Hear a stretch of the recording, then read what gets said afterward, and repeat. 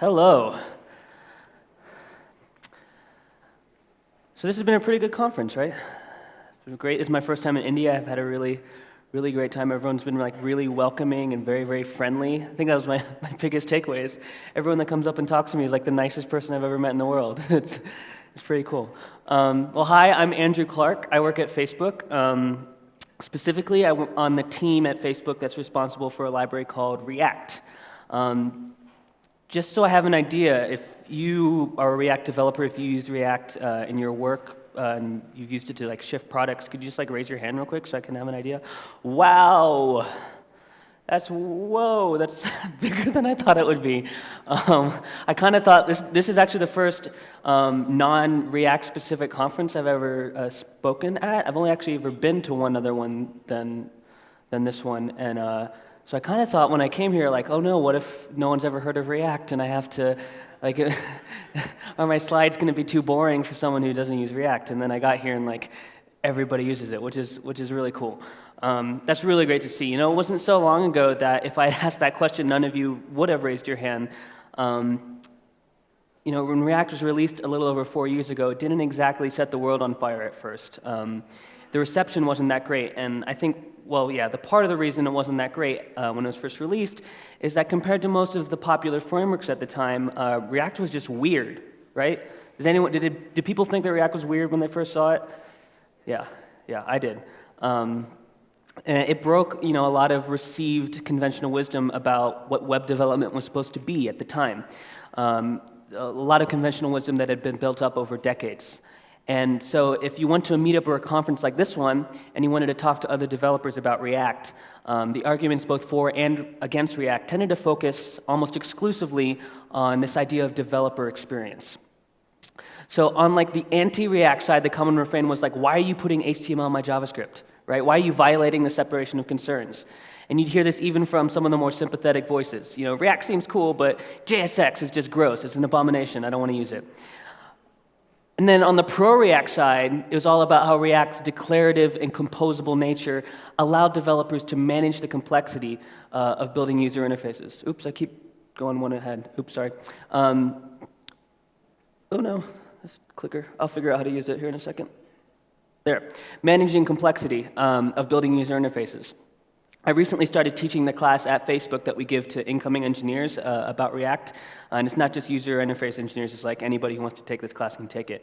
And indeed, to this day at Facebook, when we teach new engineers React, what we focus on is the developer experience, right? The primary feature of React is not the quote-unquote virtual DOM, which is the term I don't really like to begin with. And it's not the particulars of our reconciliation algorithm, for instance.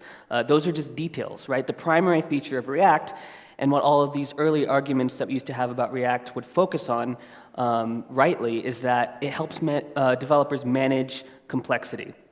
By allowing, oh, it's going two at a time, I'm sorry. By allowing us to, maybe I'll just use a space bar, it'd be easier. Allowing us to model states rather than transitions, right? That's the core promise of React, and that's what makes it really great.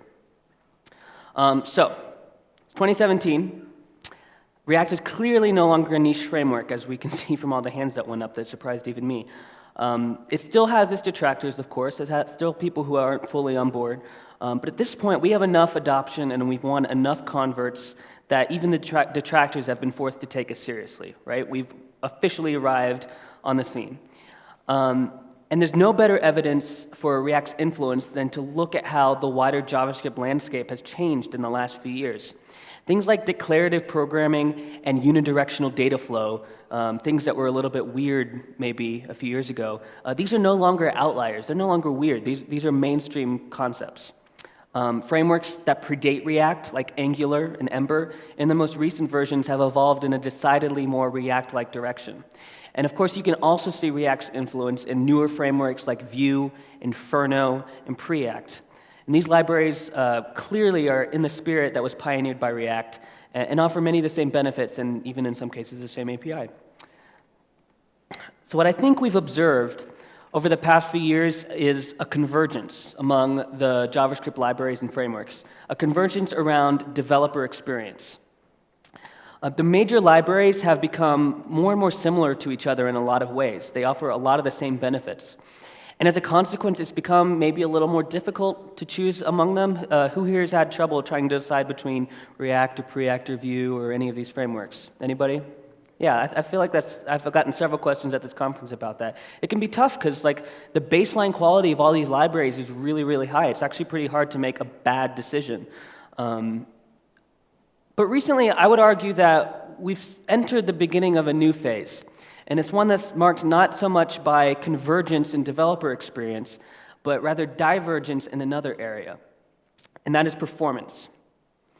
The focus, I feel, this is a feeling that I have, has really shifted recently to performance, and this is very exciting to me, and it's a good sign that the JavaScript ecosystem is maturing. And what I think is I believe that we'll start to see frameworks differentiate themselves by the performance trade-offs that they make. So for developers, choosing between frameworks is going to be largely about choosing which framework best optimizes for the particular performance characteristics that most align with their needs. So if we think about performance, what are some of the ways that we can make our apps faster and more responsive to users? Well, one is you can optimize your code so that JavaScript engines can run it really fast. We heard there's a great talk earlier today about just that. You can minimize the amount of code that you send to the client by choosing really small libraries and just like writing more efficient, smaller code in general. And this is the value proposition of something like Preact, which offers fewer features, but in exchange gives you a smaller bundle size. And with code splitting, you can also split your app into many bundles so that you only ship the code that you need to render a particular view. And with tools like Webpack, that's become a lot easier. Another thing you can do is you can shift work from runtime to compile time, both so that the code is faster, and then in some cases so that you can ship less of it, right? There's an interesting new framework called Svelte. Has anyone heard of this one? It's based entirely on this idea of like having no runtime and just doing as much as possible at compile time. And there's a Facebook project called Prepack, which is not a UI framework really, but it's very much in the same spirit. And then, of course, there's also caching. You can use caching to reduce the time spent fetching resources over the network, for example, using service workers. Now, this isn't a complete list, but these are just like some of the most common strategies that we use to improve performance in modern-day web applications, and we've heard about pretty much all of these at this conference already. Now, what's interesting about this list is that all of these strategies kind of belong to the same category, right? All of these are really about reducing the total amount of work that it takes to load and render your app. Whether that's reducing the amount of time it takes to load resources from the server, or the time it takes just to render the code once it's already loaded. But at Facebook, our JavaScript engineers realize that this isn't the only way to improve performance. Reducing the total amount of work is not the only way to improve performance. We observed that there's a whole other category of performance strategy that is at the root of many of the hardest, trickiest problems that we face. But it tends to receive less attention than some of the more obvious things that I just listed. And it's an area that JavaScript libraries today aren't really that well suited to address. And to illustrate this idea, I'm going to give you an example of a real-world problem that we recently faced at Facebook. So recently, the videos team at Facebook was attempting to diagnose a performance problem they were having with video streaming in newsfeed. So video has become very important to Facebook in the last year or so. Under certain conditions, playback was stuttering, and they needed to figure out why. So if we think about the way that the video player works, is it fetches a small chunk of video from the server, and it adds it to the end of the stream. And it needs to do this periodically, of course, over and over again for the length of the video to ensure continuous playback for the user. And if one of these chunks takes too long to add to the end of the stream, it's going to run out of video, and the playback will buffer so that it can catch up. I think we've all experienced this before, right? Clearly, we want to avoid this. So you can think of it like this. For each small chunk of video, we have a deadline, which I'm going to represent with this red line here, by which time the video needs to be fetched and processed. The top part of our timeline is the network, and the first thing we do is we ask the server for the video. This network request takes the bulk of our total time. The bottom part of our timeline is our JavaScript thread, and that's where we execute the code to append the video to the end of the stream. And this is on a separate thread from the network, but of course we can't start processing the chunk until we receive it from the server. So there are a variety of things that could be happening to push us past our deadline, and one is just like the network takes too long. It takes too long to get the video from the server, and we push past our deadline. That's obviously the first thing that you probably want to check if you're having streaming problems, is the network. And this is what the videos team did, and they were able to rule this out pretty quickly. In this particular case, even when the network was really, really fast, we had plenty of time left over to process the video, they were still observing this problem. So that's not the issue in this case. The second thing that you'd want to check is this bottom part of the timeline, the JavaScript code. Is the code to process the video executing too slowly, taking too long to run? And they were able to rule this out as well. The JavaScript for the video player is actually like really, really lightweight and small. It's mostly just a thin wrapper around native browser APIs. So there's not much room to optimize this bottom part. There's not much room to optimize this code because it's already really tiny. And even if we optimized it to the extreme, it's not going to account for why we're missing this deadline. So the problem isn't the speed of the network, and it's not the speed of our processing code, then what could it be? I didn't hear that, but I assume it was smart. Platform? Yeah, maybe. Sorry? Could someone repeat that? I couldn't really hear it that well. Memory. Yeah, maybe. Any other ideas? Maybe the UI has not reflected the change. Yeah, maybe the UI is inconsistent. Maybe we're doing the work, but the browser hasn't caught up or something yet. Okay, so those are all really good suggestions, but it turns out that the real problem is that this bottom part, this green thing right here, that's our processing code. The real problem is that code wasn't even getting scheduled. It was never even beginning to start executing because it was being blocked by other JavaScript work that was already running, right? And because JavaScript in the browser is single-threaded, when we receive video from the server, if the thread is already executing some other task, then we have to wait for that task to finish before we can even begin processing. And this is exactly what was happening. So specifically, what was blocking the video player was the rendering of the comments interface under each post in the newsfeed. It was the comments that were slowing that were interfering with the video buffering, which was a pretty interesting result. Maybe not the first thing that someone would think of, right?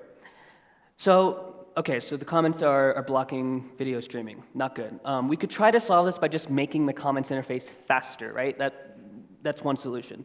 And of course, we should absolutely do this. We should absolutely try and make our code fast all the time. We should use all of those strategies that I laid out on that slide a few minutes ago.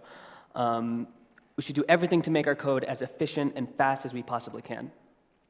But of course, there's a limit to how much we can do this, right? There are diminishing returns. There's a limit to how much just making stuff faster is going to help in situations like this one. Because if you think about it, the core problem here isn't just how quickly the comments render, right? The core problem is there's no way to interrupt these large blocks of work with a higher priority task like video streaming. There's no way to interrupt it. So fundamentally, problems like this, these are not fundamentally speed problems, but a problem of scheduling. Another way of saying this is that it's not the amount of work that is the root problem, but rather the order and the time in which we're doing it. More specifically, what this video streaming example illustrates is that synchronous scheduling blocks work. Whenever you block the main thread, what you're blocking is things like scroll events, and that leads to like scroll jank, right? Input events, which leads to delayed feedback. You're blocking animations, and that leads to drop frames. No one likes that. And really, you're blocking any other JavaScript that you need to execute when you have these large blocks of work. And yet, unfortunately, blocking the main thread with these large synchronous blocks of work is really all too common in JavaScript apps nowadays. Newsfeed happens to use React, but virtually every JavaScript library out there today suffers from the same issue. It includes the ones that do really, really well on speed benchmarks, because it really doesn't matter how efficient your code is if you're going to schedule lots of it in an uninterrupted sequence. So what we've come to realize is that this problem lies at the heart of so many of our performance challenges. And yet neither React nor any of these other JavaScript frameworks today provide great ways to address it. So let's imagine what we would do in an ideal world, how this timeline would work in an ideal world. So what we really want to do is we want to split these yellow chunks of work, split that giant block into chunks, and interleave it with other tasks, right? So now in our example, when the server responds, we can interrupt the comments interface, process the video, then resume rendering. And this strategy of working on multiple things across the same period of time by periodically yielding to higher priority tasks is a type of concurrency called cooperative multitasking. This is not a new concept that we have invented. This is found all over the place in other domains of software engineering. But the reason this strategy isn't more common in JavaScript apps is because it requires you to write code in a particular way, such that it can be split into chunks and executed asynchronously rather than synchronously.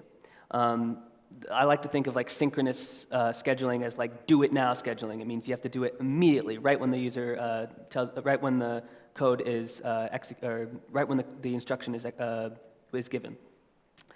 Historically, this hasn't been easy to do using the major frameworks, is to switch from synchronous to asynchronous. And we want to change that. As it happens, React's declarative component-based API already provides the perfect abstraction for splitting work into chunks. We can just split it at the component boundaries. So, the React team realized a while ago that async rendering was something we really, really wanted to add to the library, and that it had the potential to solve a lot of really interesting problems for us. But it turned out that adding async capabilities to the existing or original implementation of React was really hard. It just wasn't designed from the beginning to work that way. So this happened, several years ago we had this realization, before I was on the team. And after lots of research and planning, starting last year, we decided to do something really ambitious, and that is we rewrote React. We rewrote React. And over the last year, we rewrote it from the ground up with a new architecture that's designed specifically with async rendering in mind. The code name we used for this project was React Fiber. You may have heard about this in other talks that we've given over the last year or in blog posts, for instance. But now that we're preparing to release this to the world, we're going to just drop the fiber and we're going to call this React. This is just React now. Internally, this new version of React schedules work using cooperative multitasking, like I described. But externally, it presents the same exact component API that you already know and love. And this means that we have the potential to solve complex scheduling problems like in our video streaming example with hopefully minimal changes to our code. The first release of React that uses our new engine will be React 16. And just a few days ago, we released a public beta so that developers can start adding it to their apps and help us find any bugs or inconsistencies before we cut the final stable release. And so far, the reception has been really positive. I'm really excited about this release. It's the culmination of a lot of really hard work by the entire team over the last year. So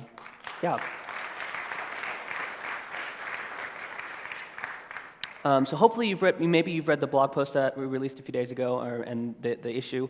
And I'd love to just share with you a quick summary of features that are going to be in this React 16.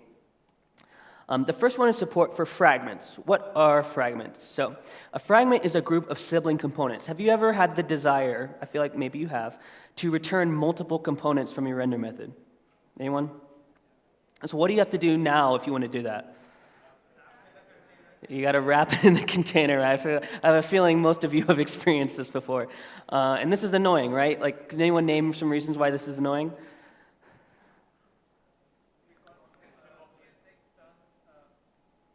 JSX is internally create element, and one function can return only one argument, so it returns one tree, one component. Sorry, I didn't really understand. Okay, so we write JSX, like our component tree in JSX, and the moment you cannot have two sibling JSX, JSX, just syntactically, JSX doesn't allow it. Yeah, yes. That's one problem, of course, yeah. Is there any other reasons why this is annoying? Stack rendering. Okay, it's recursive. Any other? What else was shouted out? You just don't need them. Why am I adding junk to the DOM? Another common one is like tables, right? If you want to like return 2 rows of a table and you wrap, that's just going to mess with the layout if you try to wrap it in some other thing. Or Flexbox, right? These containers are not transparent. They're going to affect the layout if you try and do, if you're using a layout system like Flexbox. So yeah, really annoying. And the truth is, like, it just happened to not be that easy to implement in the previous version of React. It was a very, like, I think it might be like the first and most requested feature of React is to add support for returning multiple components. And it just happened to be really annoying to implement in the previous version. But now, all you have to do is return an array. And this is, this has long been one of our most popular feature requests. In the future, for now, you're going to just return an array. In the future, we're probably going to add some sort of special syntax to JSX, so you don't have to like do array, comma, or comma, comma. But for now, we do support this, and yeah, I think it's going to be pretty cool. Similarly, you can now also return strings from render too, which is not the same as arrays, but similar, kind of similar, because a lot of times you'd have to like wrap things in spans, right? And now you don't have to do this anymore, which is really nice for things like internationalization or any kind of abstraction that you build over strings. So no more unnecessary spans either, so that's going to be really cool. Okay, also coming to React 16 is improved error handling. This is a really exciting one. We released a blog post a few days ago all about this, and I think this is what most people have been most excited about, it seems like, over the last few days as they've been trying out the beta. So the way this, if I can explain this, the way this works is that when JavaScript throws an error nowadays, a few things are going to happen to your app depending on the nature of the error and where in the program it is thrown. And I'm talking about really any JavaScript app here. Sometimes you throw an error and it just totally crashes the app, right? And the user has to refresh the browser, and that's not good. Other times it might cause like a momentary bug, like some weird inconsistent behavior, but then like after a while the app just kind of recovers, right, and just keeps working as if nothing happened. So for example, when an error is thrown inside an event handler, that event might not be like processed the way you're expecting, but because it's in like a separate event, the error is not going to like bring down the whole app. So that's another possibility. And then the other one is that like the error happens and it leaves the app in this broken, inconsistent state and it just like stops working. And some parts of the UI might still be responsive. Like for instance, you might be able to type into a form field, but then when you try and submit it, nothing happens. Also, a really bad situation is like the UI just starts showing this incorrect or inconsistent data. And this is maybe the worst case because, you know, especially if we're working on something like a budgeting or payment form where accuracy is just really critical because not maybe immediately clear to the user that an unrecoverable error has occurred. So if you think about it, this kind of weird behavior is a bit unique to the web platform. Most other environments don't attempt to like keep running your app in a corrupted form after you throw an error. And we found it caused a lot of really confusing bugs in React that just like made no sense. Has anyone ever gotten like a really cryptic, confusing like internal error that got logged to the console when something weird happened, like you return null or whatever, and you're like, what the hell is that? That doesn't make any sense. That's really annoying, and that's because it's like there's some broken thing inside of React, and we weren't surfacing. It was corrupting some internal state, and so it surfaced itself in these really weird, confusing, cryptic things that weren't immediately clear how to solve the problem. So we want to fix this, and we're doing this by introducing a new behavior for unhandled errors. So now we wrap all user-generated code in try-catch blocks, so that if any component throws an error, it's not going to corrupt React's internal state. So now if a component throws an error inside the render method or a lifecycle, React's just going to unmount the entire application from the DOM at the root component. This might take some getting used to, just unmounting the whole app. But we actually think it's better to force the user to refresh the browser than it is to allow them to use a broken app or present them with corrupted data. It's better just to like unmount the whole thing and force them to restart.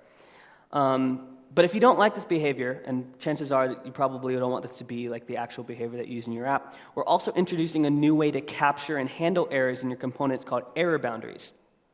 And error boundaries work the way try-catch statements do in normal programming language. They give you the ability to isolate errors to specific components and their children.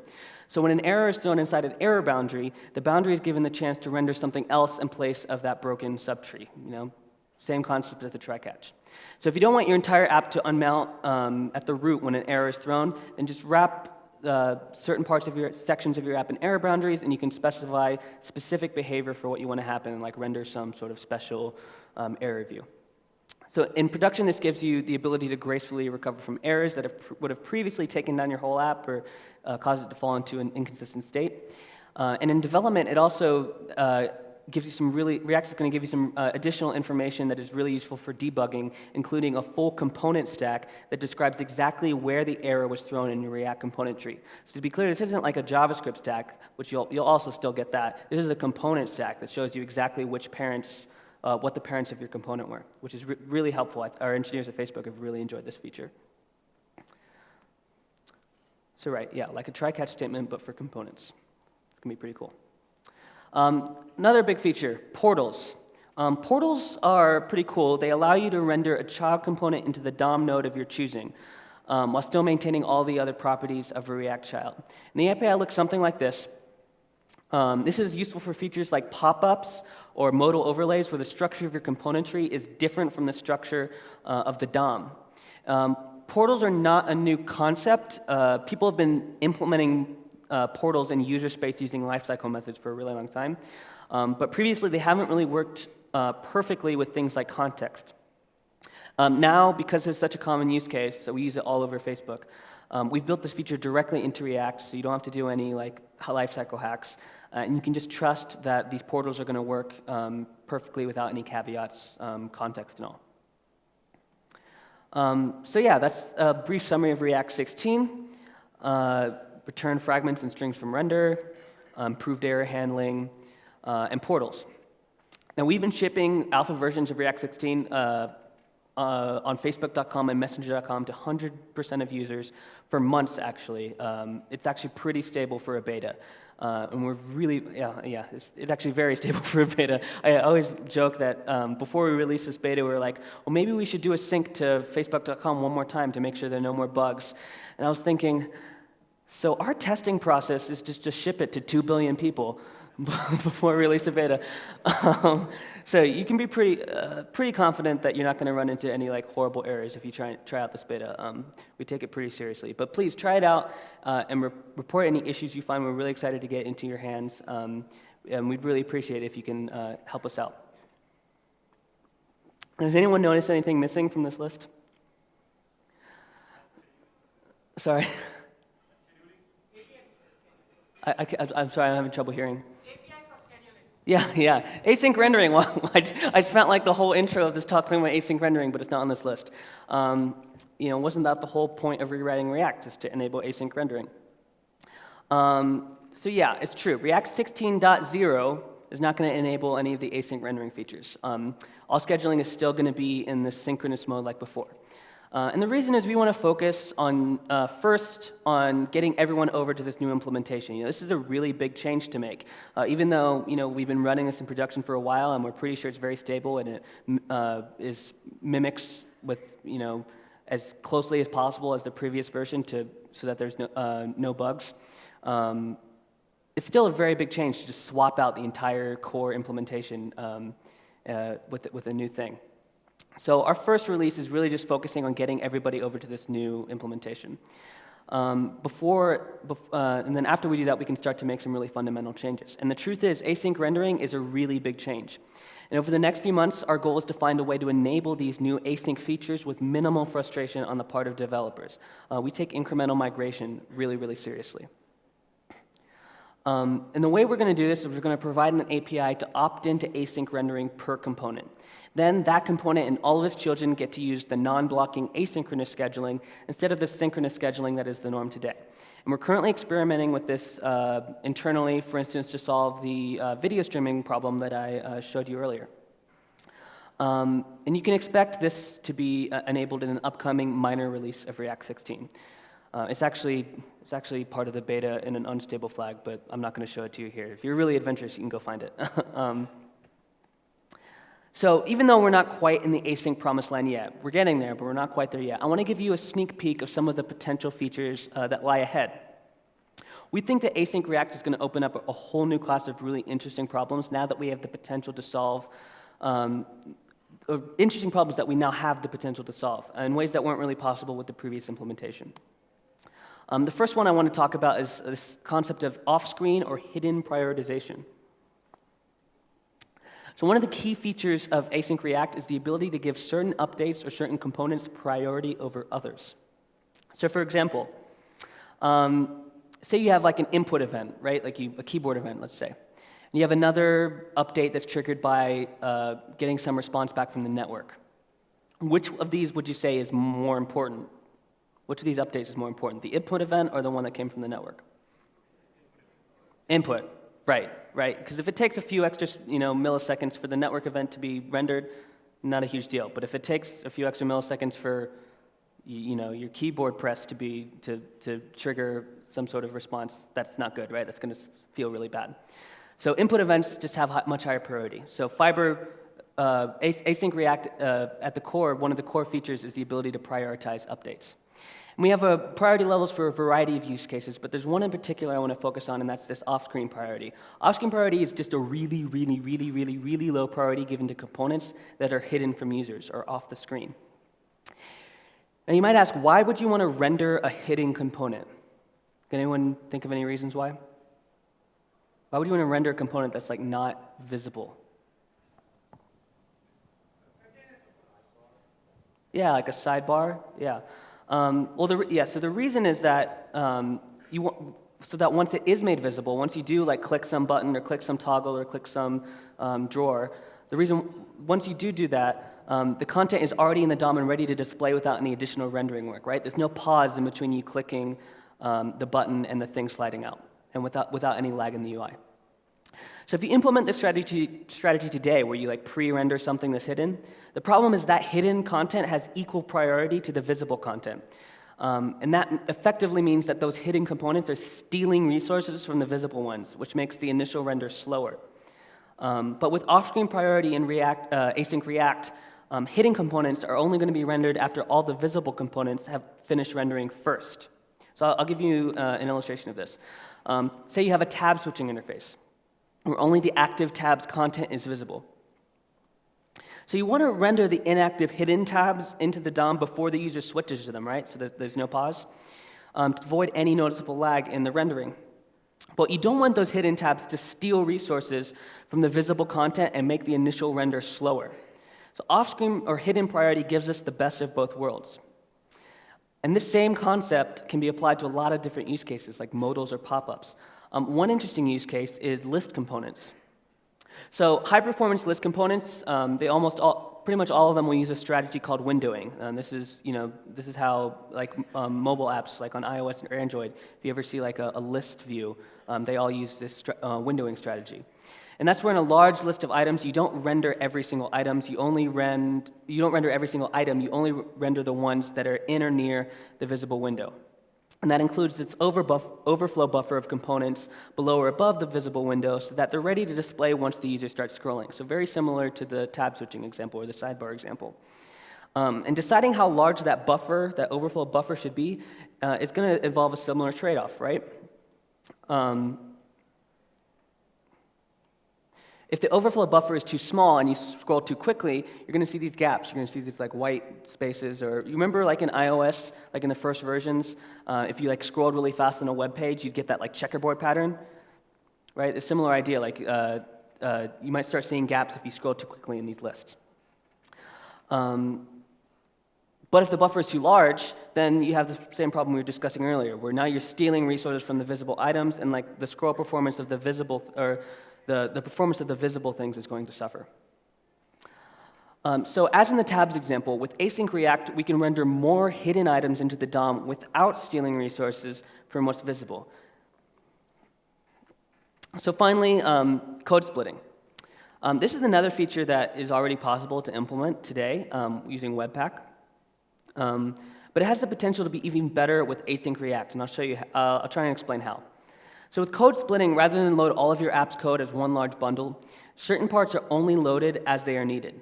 So for example, in a single-page app with many routes, it doesn't make sense to load the code for every route on the initial page load. Instead, with code splitting, you only load the code for the route that you're currently viewing. So the trade-off is that it makes the initial render much faster, since there's less code to load, at the expense of making transitions a little bit slower, because they now involve fetching that additional code. So one of the things to consider when code splitting is where you draw the lines where you split. If you draw them too coarsely at the route level, which is what most people tend to do nowadays, it limits the amount that you can split your bundle, right? Because like one route might still be really, really big. It also means that you can't render anything to the screen or start rendering any of the work until every single component for that route has loaded. On the other end of the spectrum, if you split things at a very granular level, like say you just split every single possible component, right? Well, now maybe you can start rendering work even while the network is still loading some dependencies. Excuse me. But the problem now is you get this like weird cascading effect. Have you ever seen like a view where like things are popping in at like different times, and so you like get all these weird relayouts, and it causes this really janky waterfall effect, and it's bad for the user experience. You know what I'm talking about? Yeah. That's not good either. It creates a really jarring user experience. And it also requires multiple render passes and possibly like a lot of layouts and browser paints, which can be bad for performance. So there's like always this trade-off between like how coarsely or how finely that you code split until you find the ideal balance. And there's really no way to escape this fundamental trade-off between a smooth user experience in which related components pop into the screen at the same time, right? And the ability to start rendering even while some dependencies are loading. You can kind of only get one or the other right now. But there just so happens to be a certain implementation detail of Async React in this new engine that we have that we can use to mitigate this trade-off, and it's called the commit phase. If anyone watched Lynn Clark's cartoon guide to Fiber from ReactConf earlier this year, then you might already know what this is. But in case you forget, I'm going to give you a recap. So the way it works today is when you render a tree of components, the way React works is it calls the render method and associated lifecycles on a component, and then it updates the DOM. And we're going to repeat this process as we traverse through the tree. We render, update, right? So on and so on throughout the tree. Now, if we're doing all of this synchronously, this update the DOM as you go approach, update the DOM for each level of component of children in your tree, that works just fine if you're doing it synchronously, because the whole tree of DOM nodes is going to get updated in a single frame, because we're just doing everything synchronously and we're blocking. However, in an asynchronous world, this isn't going to work, right? Updating the tree as you go is not going to work, because what happens if that rendering work is split over a large period of time, like say several dozen milliseconds, which is what we want sometimes. But what happens if we're updating the DOM as we go, that update could be interrupted, right? Or it could be even aborted entirely, leaving part of the tree mutated, right, the purple lines, and the other part of the tree untouched. So that's not good, because now your UI is inconsistent. We don't want that. So instead, what we do to avoid this problem in Async React is rather than update the DOM as we go for each level, we just compute the update that needs to be made, and we store it in a list of changes, and we keep track of that list of changes. Then only once the entire tree is completed, we flush all the updates at the same time, all at the end, in a special phase we call the commit phase. And because this commit phase happens at the very, very end, all at once, that means now we can abort rendering without letting the DOM get into an inconsistent state. So we aborted, but none of the purple happened, so nothing actually touched the DOM. This is perfectly fine. Okay, so that was a little bit technical, so I'm going to get back to the original point. So what does this all have to do with code splitting? So having a commit phase like this gives us the neat ability to start pre-rendering components. And that means to go through and call all of their render methods without actually mutating the DOM until we're absolutely ready to do so. So now, with code splitting, we can fetch resources from the server and then do rendering work at the same time without having things appear on the screen at different times by deferring the commit phase until all the dependencies have resolved. So again, this gives us the best of both worlds. So, how am I doing on time? Ooh, pretty good. So what I've just shown you is just a small taste of some of the features that we hope to bring to React in the near future. Again, these are just some of the ideas, though, that we're investigating. And I hope I've given you a sense for how the React team thinks about these types of problems and how we think scheduling is a really important area that React and hopefully or maybe other JavaScript frameworks will start to focus on in the next few years. We really think we've only just begun to unlock the full potential of what's possible with React. This new engine, React 16, I think is going to provide an amazing foundation for us to really start innovating in this space. And I'm especially excited to see what the React community builds once we put these capabilities, these new capabilities into your hands. It's going to be really great. So that's it for my slides. It looks like I have a good amount of time for questions. If anyone has questions, so we can do that now. Thank you. Hey. So I read in the blog post that React 16 is also slightly kind about checksum matching. Say that again, sorry, checksum matching, is that what you said? Yeah. And so currently in React 15, if you're doing server-side rendering, what you'll end up doing is you'll render everything on your server, push it, and then even the components that will not change, you'll still have to ship the JavaScript for that in your bundle because otherwise the checksum wouldn't match, right? And then React DOM would be inconsistent. So now that that's not really a problem, can you actually not ship all of the components? Like, can I just say that I'm going to ship this part which is dynamic and all of the static part, I'm just going to ignore it because... Yeah, that should work. And the reason is we don't use a checksum strategy anymore. Right. So for anyone that doesn't know, the way it used to work is like you would render on the server, and then this would generate like this checksum hash. And then you would render again on the client to attach like all of the DOM listeners and everything. And you would generate the checksum on the client as well, and then you just compare those two checksums to see if they're the same. And if they're the same, then you're good, and you can just assume everything's fine. But then if they're different, you say, oh, something went wrong, and you have to re-render the whole tree. So we don't use this strategy anymore because, as you said, like if there's one difference, it'll cause the checksums to not match anymore, and now you've wasted all of that work, right? So now what we do instead is we traverse like the whole tree, and we check per component to see if things are the same. Okay. And then the parts that aren't the same, we throw those parts out, but it lets us like preserve the parts that do align. So it's a lot more forgiving, as you said. So would you consider it a good idea now that you also have siblings? Like you can actually render a different component from another render function of a different component, right? The one, I forgot what's it called, but let me just try to say. Portals, right? Portals, okay. Yeah. Right. So effectively, I can have a different component tree on the server and then use portals on the browser to just give React the control of my dynamic components. Like that could be a huge deal in decreasing bundle sizes. So why would you want to server render the portal on the? No, so wouldn't you just skip rendering it completely on the server? Is that what you're saying? No, so I would render everything statically on the server. Okay. And then only render, like basically I still want the component tree to be the same on the browser. Okay. Just that using portals, I would give React the control or knowledge of only those components that are dynamic. Basically the ones that would need lifecycle hooks. Oh, I see what you're saying. So like, don't attach React to the whole page, just just in that dynamic part. Exactly. Yeah, I think you could do something like that.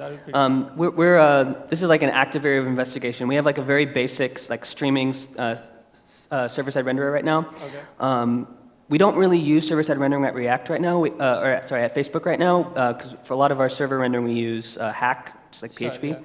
Yeah. But we are looking at ways like in the future maybe we can start using this at Facebook. And I think we're going to have a lot more research in this area in the future. Awesome. That's super exciting. Cool. Hello. Yeah, hi. Who am I looking at? Hi, oh, there you are. There. How are streams rendered in React 16? Streams? Yeah. Like server-side rendering streams? Yeah. I was not involved in writing this part of React, so my understanding is that it's basically like, so stream just basically means you, like as you're doing the work, you start sending to the HTML to the client as you go. So right now it's just like all in order. So like since everything's synchronous and you just do everything in order, as you're rendering, as we're going through the tree, we just, it's pretty basic. We just start sending the opening tags and then the closing tags, so that the browser can start parsing and doing and rendering things even as you're still rendering on the server. So it's pretty basic right now. In the future, we want to do more sophisticated things, like being able to render things maybe out of order, right? And also maybe be able to do things asynchronously, so like rather than have to do everything in one go. This is one area that I'm don't have as much expertise in. But yeah, right now we have a very basic streaming render, and we hope to make it more sophisticated in the future. Okay. Second question is, it's not related to React, but more of in Redux. Okay. Yeah. So what would you suggest to use React router or Redux first router? I don't know that much about Redux first router.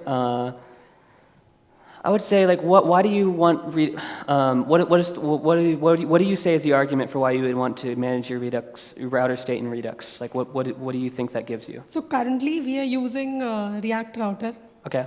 but then if, we are trying out Redux first router as well.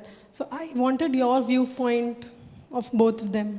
Yeah, so I don't know that much about Redux React Router or Redux First Router, whatever it's called. There's so many different Redux routers. I experimented with this at one point. I can't remember what I called my thing, because I just liked, I don't know, ideologically or philosophically, I liked the idea of having all my state in one big tree.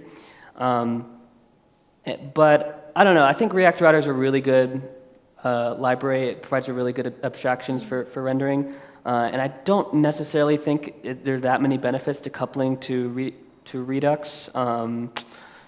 But maybe there is some really great benefit that I'm just not aware of. So I would just use your judgment. I also just kind of feel like React Router is a pretty established library that has a lot of users around it. So unless there was like a really cool benefit of this other library, I'd maybe be hesitant to switch to it just because you're trading away a lot of the community around React Router.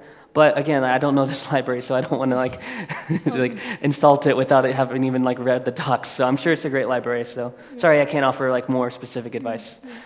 Thanks. Hi, what's your name?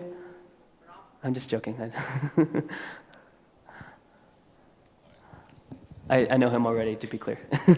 Two questions. The first one is about the way the commit phase has been pushed all the way to the end.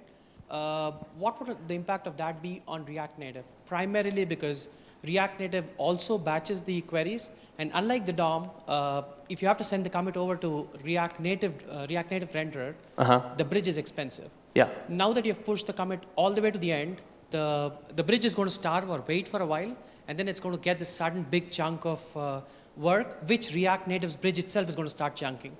So there is these two levels of batching or chunks that happen. What is the impact of that on React Native's rendering engine? Do you guys have tests that you've run? Or? Yeah, so our React Native profiling is pretty new at this point. We still haven't done a lot of performance tests on it. The commit phase though is designed to be really small. There shouldn't be that much work going on it. The idea is that the bulk of the total work should be happening in the render phase. When you're calling all the render methods and you're reconciling all the children. And the commit phase is really just supposed to be we have this list of effects that need to happen, and we iterate it over really fast, and we do as much as possible not in the commit phase, in the render phase instead. There's really just only the side effects that we put in that commit phase. I can't say for sure what the performance impact will be. You're saying that it's really costly to send this big list over the bridge. Is that what you're saying? Effectively, what you're doing is waiting for a very long time when the bridge is idle, and then you're giving a whole chunk of work to the bridge, and then the bridge itself is going to wait till it collects enough work so that it can send it over. Okay. So it's like two levels of batching, and I'm not sure. So given that now you can't pull work out of the React renderer, you have to wait twice, and that's why I was wondering if you guys had any profile. You probably know more of an expert on how the React Native bridge works than I am. I'll probably have to shift my focus to this in the next few months, but I don't have a ton of knowledge of how the bridge works. And we also we haven't really done much with the async stuff in React Native. We're going to end up probably using an entirely different async model for React Native than we are for using the request idle callback model, yielding model of React DOM, just because they're two fundamentally different environments. Whereas in React Native we'll probably have some level of parallelism, whereas in React DOM in the browser that's not really feasible, just because the APIs aren't there or the support isn't there for that type of stuff. So this is all to say I don't know quite yet because we haven't measured it, but it's also we probably will have we will definitely have a commit phase, because the commit phase, the most important, the reason we need this is for consistency, right? Because if we update things asynchronously and they get interrupted, then now things are inconsistent.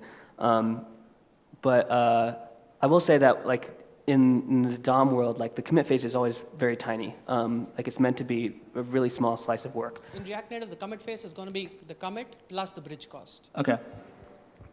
The second question was about. Well, so hold on, Yeah. just to be clear. So the bridge. So you're saying that the bridge cost is like when we're sending the stuff over. Yeah, I would. Serializing the JSON, converting it to. So what I would guess is that because so the way we'll probably do this is we'll put synchronous work, we're going to put on the main thread. So there wouldn't be a bridge cost in this case. And so the things that will have to pay the bridge cost are things that are asynchronous anyway. So it probably is not a big deal. The second question was about event handlers. Looks like you're saying that my input event handler is going to be async schedulable. It will be async, but it will be at a higher priority than. So what happens to things like event.prevent default, which have to be synchronous? So So- as I understand, you guys are not going to implement passive event listeners. Well, we probably will. Yeah, we will implement passive event listeners. Will that be default? Effectively, what I'm trying to say is this going to break any code that I have written where in my event handler? Yeah, no, we're not. We don't want to break any of your code. What will happen to e.prevent default and e.stop? Yeah, so to be clear, when I say like the input events will be asynchronous, I mean like the set states will be asynchronous. The handlers, if they're active handlers, they will still be synchronous. Yeah, there's like two different things. But yeah, there are a lot of interesting consequences around async and input events. Because you want to make sure that when you process the update that this is hard to explain, I guess, but you want to make sure that if you have any pending updates, that they are these pending updates may like affect the. This is really hard to explain. When you call set state on a child, or when you call the event handler on a child, it could cause call set state on like some parent higher up, and then that parent's pending updates will cause once they are flushed will cause the child to re-render and create a different handler. So you want to make sure that you call the latest version of that handler. That incorporates all the changes that were further up, so that you're using like the version of the UI at the time that the user interacted with it. It's kind of hard to describe, but yeah, basically like input events are kind of a special version of update that we'll have to handle a little bit specially. Hey Andrew, hi. Yeah. Oh, where am I looking? Hi. Oh, yeah. Sorry. Yeah, I'm just going to ask a little more detail about streams. Okay. If you're not comfortable answering it, I'll tell you if I'm not. Okay, so there's like two questions basically. The first thing is I was reading about streams pretty recently, and then I also realized that it's going to be particular to Node Server as of now. Is there any roadmap about supporting, say, .NET or Okay. Java-related streams? I don't think so. I don't know a ton. So I believe people do like server-side rendering in these other platforms today by like spinning up V8 basically. So it's something like Java uses, say, Nashon or something like that to server-side render, but then I don't know if that's going to and they would just support like stream. and they would just like call the render to string, and it would just like synchronously return a string, and then you would. Yeah. So I mean, I don't think we will maintain anything for these other platforms. The only one we'll probably maintain is the Node one. But I assume whatever we build shouldn't be too complicated to port this to other frameworks. It's unlikely I imagine it's unlikely that the React team will maintain these things, but hopefully like other people maybe you will step up and and build this thing so everyone can use it. Right. My second question was going to be some sort of a side effect on the presentation and the question that the other gentleman actually asked. So I was hoping that you would sort of touch upon streams per se, but then that was sort of missing from your presentation. And I think the other gentleman, the first question that he touched upon, something about keeping React to things that are very dynamic. So the streams would then help me render my static contents very easily while I'm still working on the dynamic part of it. So is there a possible, say, timeline for you to sort of make streams Like, mainstream? you're asking like how soon we will Yeah. release something like this? Yeah. It's hard to say. It's not on the top of our goals for this next half. So maybe sometime next year. It's hard to make promises. Like right now, our focuses are on this async stuff, and on we have this cool project to try and like move, to try and like compile React components to more optimized form. So that's another big area of research. And then in the future, we do want to investigate like more sophisticated like versions of a React server-side rendering. Maybe even like the same concept, but for native, like React Native. You know, you could compile to some sort of serialized format and send it to mobile clients, and then you know, same concept. But all of that, because we don't currently use it at Facebook, it's a little bit further out. But yeah, maybe next year. We'll see. Right. Thank you. Yeah. Hey, Andrew. Hi. I'm Chirag. I work with the MyLikeU team at Microsoft. First of all, Cool. I'd like to thank you for React, right? Yeah, well, it's not just me. There's a whole amazing team. Thank you for the, thank Yeah. your entire team. Yeah, we appreciate it. So I had a question regarding the error boundaries that you were talking about. So Sorry, say that one. Error boundaries. That's what you said? Yeah. Okay. So I have a certain vendor module that probably throws an error on certain client machines. So because I capture logs and log entries, and then I know that in certain client machines I get an error from some vendor module of mine.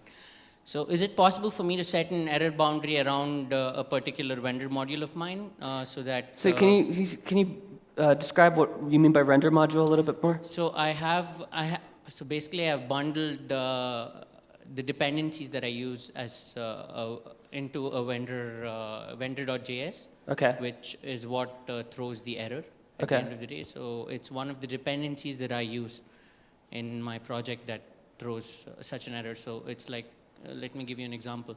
If I, for example, were to use some component like React Autosuggest within my project, and it was to throw an error on certain client machines that I'm not aware of, in the sense that I'm not able to reproduce the condition of the error over there. So I don't have a direct handle of the vendor code that I've included. So how do I go about not letting that make my app crash? Because you said that if there is any exception that occurs, my app would take, the app would crash, and then you'd basically take everything off the DOM, right? Yeah, so to be clear, maybe I should have been more precise. So that's like what happens if you don't have an error boundary. This is what happens if like you don't wrap anything in an error boundary and the error just like bubbles all the way to the root. Then the default behavior is just to unmount the whole tree because it might be in a corrupted state. So clearly you want to like avoid that. So the way you make it not do that is you wrap certain components, or like your render module, you would like wrap it in a component and make that component an error boundary. And the way you implement an error boundary is just like a normal component, and you add this lifecycle method called component did catch to it. Okay. And then when a child throws an error, it bubbles up to the nearest parent that has this lifecycle method. The lifecycle method receives the error event, the error object, and then you can like call set state or do whatever you need to like update your state and like re-render a different view in its place. Okay. So it's really just like a try-catch. You just like bubble up to the nearest parent. Cool. Yeah. Yeah, I think that answers my question. Thanks.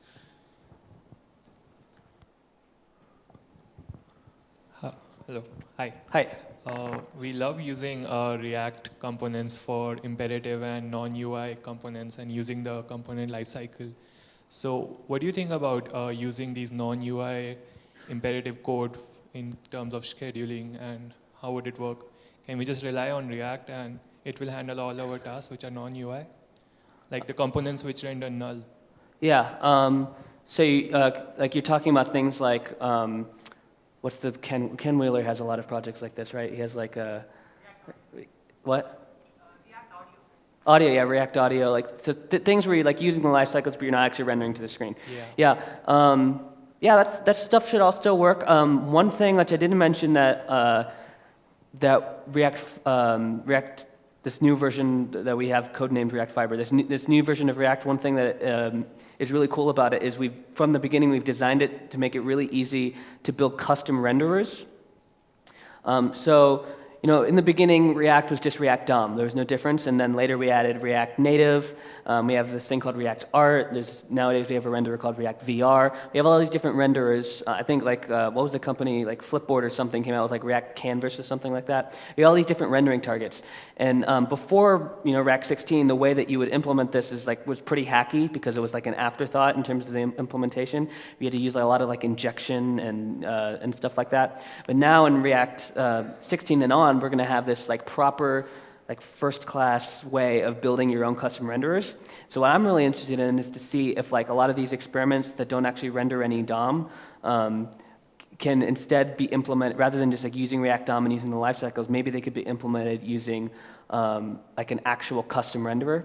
I think there's a lot of potential there. Does that make sense? Yeah, thank Cool. Cool. Thank you so much, Andrew. Just one Cool. Do we have question. one? Yeah, sure. Go ahead. My question is regarding React Fibers. I just Fibers, wanted to know what is the underlying mechanism under Fibers, like how the scheduler knows when to stop and when to resume. Okay, yeah, so the codename React Fiber, like the word fiber is like, it's also a cool sounding word, but it actually came from this data structure.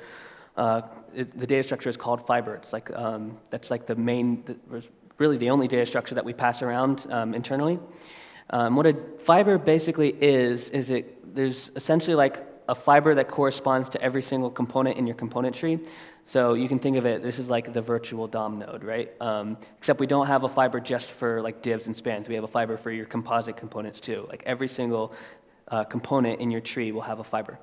And this fiber has information on it, like the type of component it is, like a div or span or like a composite component. It's information like the memo, like props that were last used to render it. It has things like a state queue. It has things like the list of children that it rendered. It has a pointer to its parent. It has a pointer to its sibling. And this is the structure. It's like a giant linked list structure, and this is the structure that we keep in memory in between renders. And so the way that it works, another way of thinking about it is that it also forms kind of like a virtual stack frame. So like the biggest difference between Fiber today and how React used to be implemented is that we don't use recursion anywhere in Fiber. Because what we need to be able to do is like pause the execution of rendering like anywhere in the tree. So previously just because we just use recursion and we use like the JavaScript stack, like if we were to continue using the JavaScript stack and when we wanted to like pause and yield to the main thread, then it means the next time when we come around to resume, we'd have to like recreate the whole stack by starting at the top again. Whereas now, because we like don't use the JavaScript stack and we just use these fibers which stay in memory, we can just resume off of whatever the last fiber is that we were working on without having to like go back and recreate the entire JavaScript stack again. So what we do is we basically, when we're in async mode, we have this while loop, right? And we do a unit of work, which is just like a single fiber. We do the work for a single fiber, and like in that phase, we do like reconciliation. We like call all the life cycles and stuff to calculate the next children, and then we come back out up to this while loop, and we get a next unit of work, which is probably like its first child or it's the next sibling or whatever. And then on every iteration of the while loop, we check this deadline, and the deadline is provided by request.callback. And the deadline will say like how much time do we have left, and if we have like over like some arbitrary amount of time that we use as a heuristic, if we have enough time left, then we do the next unit of work. And if we don't have enough time yet, then we stop what we're doing, we yield to the main thread so that the browser can process any events or anything that it needs to do, and then when we come back on the next idle callback, we can continue where we left off and keep working on that fiber. So that's the basics of how it works. I tried to give like a very basic summary, but for more details, I'll probably try and write some more stuff on this in the future. That's what I wanted to know, like what is the underlying browser API, like request idle callback? Oh yeah, sorry, I could have just told you request.callback. I'm so sorry, I thought you wanted to know about the fibers. But yeah, it's in the browser we use request.callback. It's likely we're not going to use that same model for native, but yeah, that's what we'd use. Thanks. Yep. Great. That was great. Thank you so much, Andrew, for so much of information. And can we please give some shout to Andrew? Whoa. Cool. Thank you so much. Yeah.